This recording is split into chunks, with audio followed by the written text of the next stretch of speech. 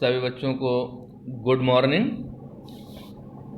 इससे पहले मैंने बच्चों आपको साइंस में केमिस्ट्री पार्ट का पहला लेसन पढ़ाया था। आप लोगों ने उसके नोट्स बना लिए होंगे और तैयारी भी कर रहे होंगे। कुछ बच्चे पूछ रहे थे सर ने ये कहाँ से लिया है। ये साइंस का लेसन 6 है जो जीव विज्ञान पोर्शन में आता है। इसमें आता है जीव विज्ञान पोर्शन में आता है, लेसन 6 है। इसीलिए हमने ये अलग कॉपी बनाने के लिए कहा। चलो हम बात करते हैं बायोलॉजी की। और बायोलॉजी में जो लेसन 6 है उसको समझाएंगे। जैव प्रक्रम क्या है बच्चों? जैव प्रक्रम क्या है? जीवों में होने वाली समस्त जैविक क्रियाएं हैं वो जैव प्रक्रम कहलाती हैं। यानी जितनी भी बायोलॉजिकल एक्टिविटीज़ हैं, पोषण, भोजन करना, श्वसन, सांस लेना, परिसंचरण, हृदय द्वारा रक्त का परिसंचरण होना, उत्सर्जन, शरीर से हानिकारक पदार्थों को बाहर निकालना, जनन, ये सारी जो क्रियाएं हैं बच्चों वो जैव प्रक्रम कहलाता है, लाइफ प्रोसेस कहलाता है। चाहे वो पोषण हो, श्वसन हो, परिसंचरण हो, जनन हो, ये सभी प्रक्रियाएं क्या कहलाती हैं? लाइफ प्रोसेस कहलाती हैं, जैव प्रक्रम कहलाती हैं। ये लेसन बहुत ही महत्वपूर्ण है, बहुत बड़ा है। मैंने पूरा लेसन आपके लिए डाल दिया है। आप लोग नोट्स बनाते रहें और धीरे धीरे करके हम टॉपिक वाइज आपको समझाते हुए चलेंगे, ठीक है। आज हम बात करेंगे पोषण की। पोषण क्या है? न्यूट्रिशन क्या है? जीवों द्वारा भोजन या पोषक तत्वों को प्राप्त करने की जो प्रक्रिया है वह पोषण कहलाती है। एक बार बच्चों और समझ लीजिए, व्हाट इज न्यूट्रिशन? पोषण क्या है? जीवों द्वारा भोजन या पोषक तत्वों को प्राप्त करने की जो प्रक्रिया है वह पोषण कहलाती है। अब बात आती है कि हमें पोषण की आवश्यकता क्यों है, हम भोजन क्यों करते हैं, क्या कारण है भोजन लेने का। देखिएगा बच्चों, भोजन लेने का या पोषण करने की आवश्यकता क्यों पड़ी मनुष्य को या जितने भी सजीव हैं उन्हें? सबसे पहले है ऊर्जा के लिए। बगैर ऊर्जा के कोई काम करता नहीं है। बॉडी है बगैर एनर्जी के चलेगी नहीं। तो सबसे पहला वर्ग है ऊर्जा के लिए। शरीर की वृद्धि के लिए, बगैर भोजन के शरीर की वृद्धि नहीं हो सकती है। अगर संतुलित आहार नहीं मिल रहा है तो शरीर की अच्छी वृद्धि नहीं होगी। अगर किसी बच्चे को सभी पोषक तत्व अच्छे से मिल रहे हैं तो उसकी वृद्धि अच्छी होती है, और किसी बच्चे को सभी पोषक तत्व नहीं मिलते हैं उसकी वृद्धि कम होती है। इसीलिए शरीर की वृद्धि के लिए भी आवश्यक है। रोगों से रक्षा के लिए, बहुत सारे रोग हैं वो भोजन के माध्यम से ही दूर हो जाते हैं। और शरीर की टूट फूट की मरम्मत के लिए आए दिन हम कार्य करते हैं तो हमारे शरीर की कोशिकाएं हैं वो टूटती रहती हैं और उनको बनाने के लिए भोजन की आवश्यकता होती है। तो ये निम्न कारण हैं जो मैंने आपको लिखवाए भी हैं। अब भोजन के मुख्य घटक क्या हैं, कंपोनेंट्स क्या हैं, फूड के कौन कौन से कंपोनेंट्स हैं, घटक हैं जिससे हमारा भोजन बनता है। देखिए बच्चों, भोजन के मुख्य घटक कौन कौन से हैं? Carbohydrate, protein. कौन कौन से? कार्बोहाइड्रेट, प्रोटीन, वसा, घी तेल, विटामिन, खनिज लवण, ये सभी बच्चों भोजन के घटक हैं। अगर पूछा जाए भोजन के घटक कौन कौन से हैं तो कौन कौन से बताएंगे? कार्बोहाइड्रेट, प्रोटीन, वसा, विटामिन और खनिज लवण, ये भोजन के घटक हैं। सबसे पहले हम बात करते हैं कार्बोहाइड्रेट, जिसे आप दैनिक जीवन में, रोज़मर्रा के जीवन में सबसे ज़्यादा उपयोग करते हैं और ऊर्जा प्रदान करने वाला ये भोजन है, एनर्जी प्रोड्यूस करता है। और जिसका बच्चों सूत्र होता है CnH2nOn, जिसे मैंने लिखवाया नहीं है, CnH2nOn। और ये किन किन पदार्थों से मिलके, किन किन तत्वों से मिलके बनता है? कार्बन, हाइड्रोजन और ऑक्सीजन से मिलकर बनता है। कार्बोहाइड्रेट किससे मिलके बनता है? कार्बन, हाइड्रोजन और ऑक्सीजन से मिलके बनता है, जिसका अनुपात 1:2:1 होता है। कितना होता है? 1:2:1 होता है। अब कार्बोहाइड्रेट बच्चों किससे मिलेगा और इसको लेने से ऊर्जा मिलती है? देखिए, आलू है, चावल है, गन्ना है, खजूर है, जितने भी मीठे पदार्थ हैं बच्चों उसमें प्रचुर मात्रा में कार्बोहाइड्रेट पाया जाता है।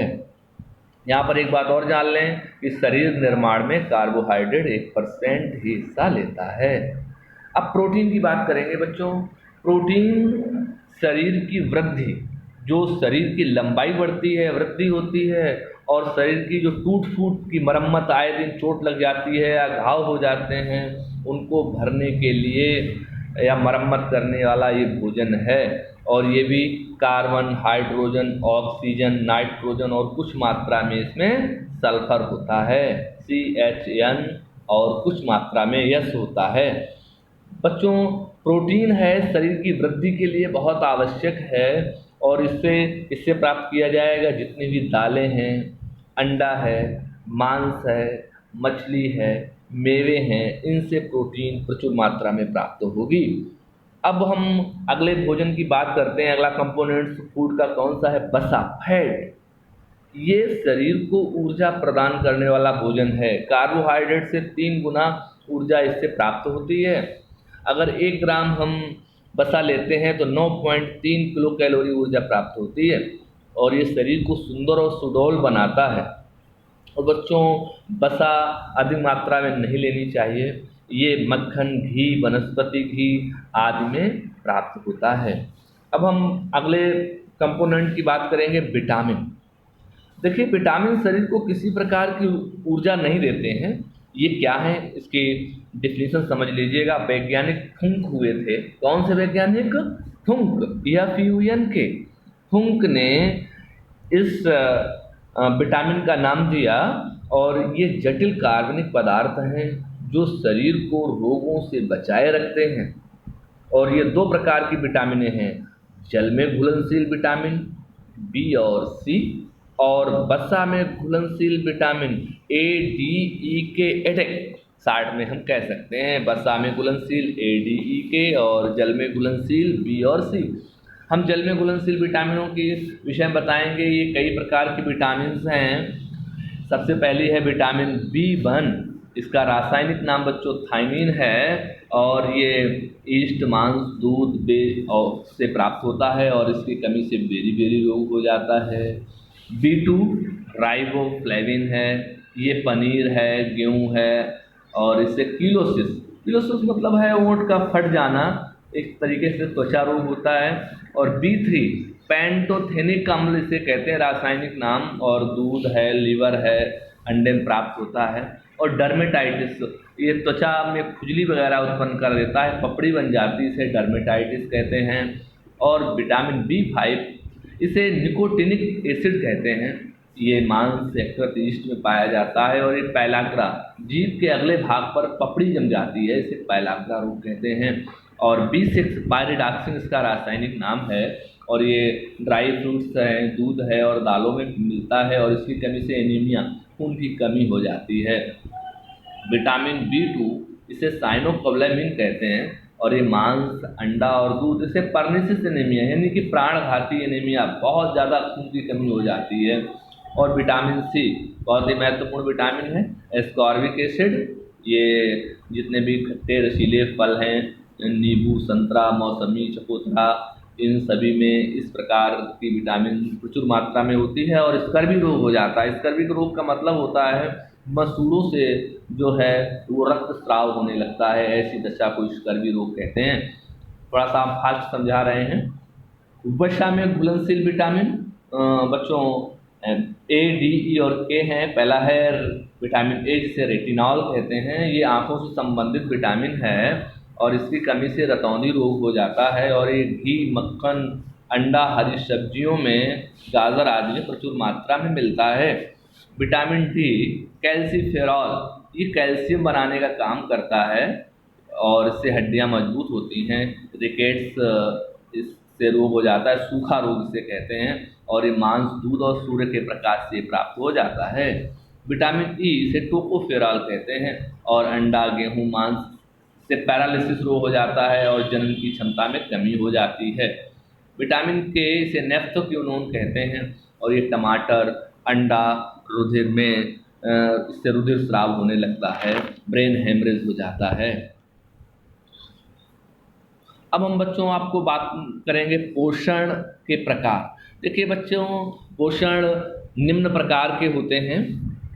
देखिए, स्वपोषी, मृतोपजीवी, परजीवी, एक मैंने लिखवाया नहीं है, प्राणी समभोजी, 4 प्रकार के हैं, स्वपोषी, मृतोपजीवी, परजीवी और चौथा है प्राणी समभोजी। चौथा जरूर नोट कर लें, प्राणी समभोजी। देखिए, पोषण के आधार पर सबसे पहला स्वपोषी। स्वपोषी का मतलब होता है जितने भी हरे पौधे हैं, जितने भी हरे पौधे हैं वह स्वपोषी होते हैं, क्योंकि ये प्रकाश संश्लेषण के द्वारा अपना भोजन स्वयं बना लेते हैं, इसलिए हम इसे स्वपोषी कहते हैं। आपसे पूछा जाए स्वपोषी किसे कहते हैं, तो जितने भी हरे पौधे हैं प्रकाश संश्लेषण के द्वारा अपना भोजन बना लेते हैं, इसे हम स्वपोषी कहते हैं। और मृतोपजीवी, ऐसे जीवधारी जो सड़े गले पदार्थों पर से अपना भोजन बनाते हैं, जैसे बहुत सारी फफूंदियाँ हैं, कवक है, मशरूम है, ये सभी मृतोपजीवी हो जाते हैं। अंतर पूछा जाता है स्वपोषी और मृतोपजीवी में, आप लोग तैयार रखेंगे। परजीवी, ऐसे जीवधारी जो दूसरे जीवों से अपना भोजन प्राप्त करते हैं, उन्हें हम परजीवी कहते हैं। और ये 2 प्रकार के होते हैं, अंतःपरजीवी और बाह्य परजीवी। अंतःपरजीवी का एग्जाम्पल है गोलकृमि, पेट के कीड़े होते हैं, और बाह्य परजीवी है जूं है। इसके बाद प्राणी समभोजी, ऐसे जीवधारी जो मनुष्य सहित भोजन को ग्रहण करते हैं और जिनका अंदर जाके पाचन होता है, उन्हें हम प्राणी समभोजी कहते हैं। और प्राणी समभोजी की भी 3 कैटेगरियां हैं, शाकाहारी, मांसाहारी व सर्वाहारी। तो मनुष्य कैसा है, सर्वाहारी है। और बच्चों, हम कल चर्चा करेंगे, मनुष्य के पाचन तंत्र की बहुत इंपॉर्टेंट है। आज के लिए इतना ही, धन्यवाद।